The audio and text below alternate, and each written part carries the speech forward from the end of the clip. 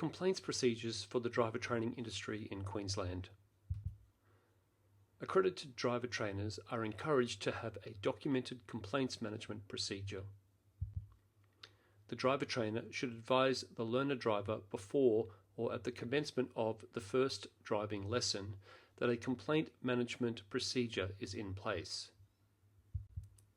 Information about the complaint management procedure should also be made available to family members or a guardian of the learner driver if requested.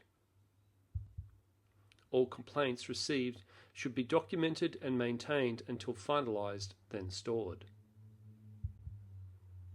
For complaints relating to the quality of training or the conduct of a driver trainer, the learner driver should direct their complaint to the driver trainer or their employer in the first instance. Where a resolution is not reached or is not satisfactory, learner drivers may direct their complaint to Transport Main Roads. For complaints relating to criminal conduct, complaints relating to conduct of a criminal nature such as assault should be reported to the Queensland Police Service. For complaints relating to discrimination, complaints relating to discrimination should be referred to the Queensland Human Rights Commission or the Australian Human Rights Commission.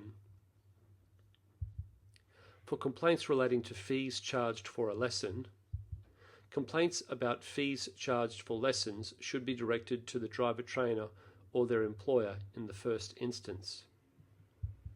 Where a resolution is not reached or is not satisfactory, a learner driver may direct their complaint to the Office of Fair Trading, the Department of Justice and Attorney General. A copy of documents relating to the investigation process and outcome of the complaint should be made available to the learner driver, family members, or a guardian of the learner driver.